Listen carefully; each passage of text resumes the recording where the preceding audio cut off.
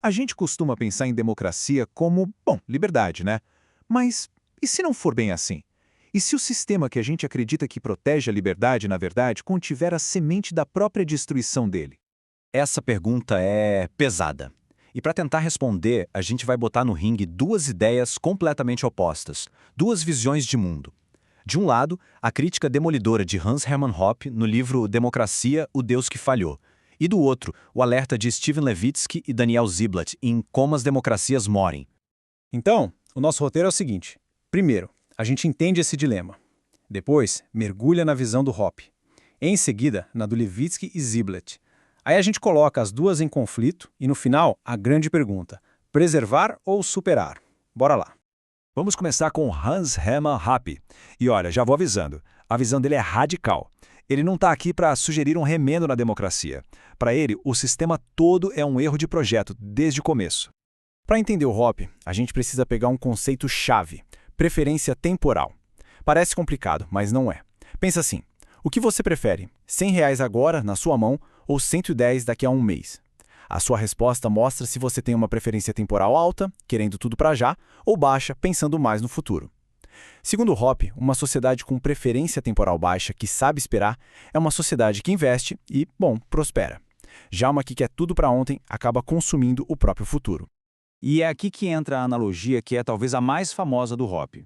Ele compara um monarca com o dono de uma casa. O que o dono faz? Ele cuida, pinta, conserta, porque ele quer que o valor da casa aumente, né? Ele está pensando no longo prazo, nos filhos, nos herdeiros. Agora, o governante democrático, para Hoppe, é como um inquilino. Pior, um inquilino com um contrato curto. Qual o incentivo dele? Usar tudo ao máximo, extrair o que der. E se o encanamento estourar depois que ele sair? Bom, problema do próximo. Ele vai, digamos, vender as janelas para fazer um dinheiro rápido e deixa a conta para quem vier depois. E essa mentalidade de inquilino, segundo Hoppe, tem consequências bem claras e bem desastrosas. Os impostos sobem sem parar, a dívida pública explode, tudo para financiar promessas de campanha que só valem até a próxima eleição. O dinheiro vira pó com a inflação. Leis aparecem e somem numa velocidade maluca. Até as guerras mudam. Não são mais por território, mas por ideologias, o que as torna muito mais destrutivas. Então, o diagnóstico final do Hoppe é pesado, para dizer o mínimo. Para ele, a passagem da monarquia para a democracia não foi um progresso. Foi, na verdade, um declínio.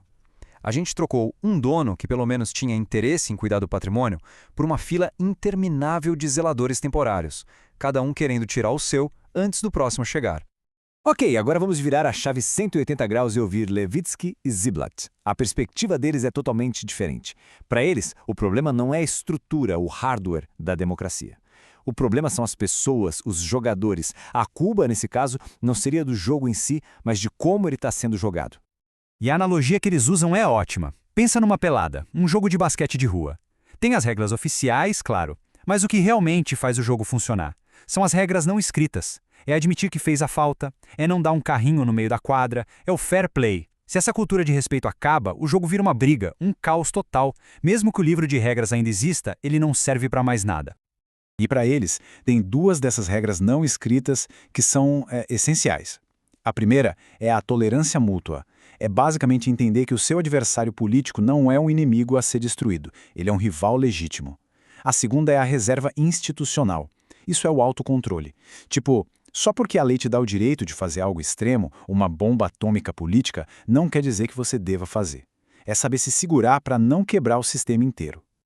E é por isso que, segundo eles, as democracias hoje em dia não acabam mais com tanques na rua, com um golpe clássico. A morte é lenta, gradual.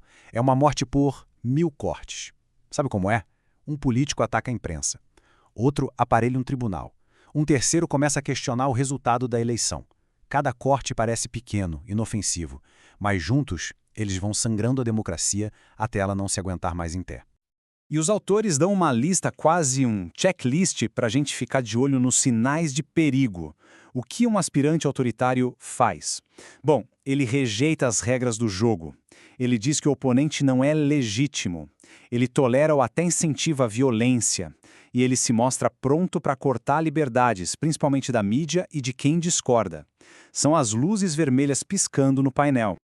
E essa erosão da tolerância não é só papo de político, não. Ela entrou na nossa vida. Olha só esse dado dos Estados Unidos que é bem chocante. Em 1960, só uns 5% dos pais ficariam infelizes se o filho ou a filha casasse com alguém do partido oposto. Em 2010, esse número pula para quase 40%. Quer dizer, a política virou uma barreira dentro da própria família. O adversário político virou o inimigo que não pode nem entrar em casa. Beleza. A gente já viu os dois lados da moeda. Agora, vamos colocar essas duas visões em um confronto direto, para entender bem onde o debate pega fogo. Resumindo a ópera, para o Hoppe o problema é estrutural, é o hardware. O sistema democrático veio com um defeito de fábrica. Os incentivos são perversos. Solução? Joga fora e constrói outro. Já para Levitsky e Ziblatt, o problema é de comportamento, é o software. O sistema até que é bom, mas foi contaminado por um vírus de polarização e desrespeito. Solução? Passar um antivírus, formatar a cultura política e reinstalar as normas de boa convivência. Então, tudo se resume a uma questão central. O defeito está no jogo ou nos jogadores? Para o Hoppe, não adianta trocar os jogadores, porque as regras do jogo são feitas para dar errado, sempre. Já para Levitsky e Ziblatt, o jogo é viável. O problema é que os jogadores desaprenderam a jogar. Eles estão ignorando o fair play e, se continuarem assim, vão quebrar o tabuleiro. E para Levitsky e Ziblatt, essa frase aqui define tudo. Concordar em discordar. Parece simples, né? Mas é a base. É isso que faz com que perder uma eleição não seja o apocalipse. Você perde, mas sabe que vai ter outra chance depois. O jogo continua. Sem essa mentalidade, cada eleição vira uma batalha final, uma guerra onde vale tudo.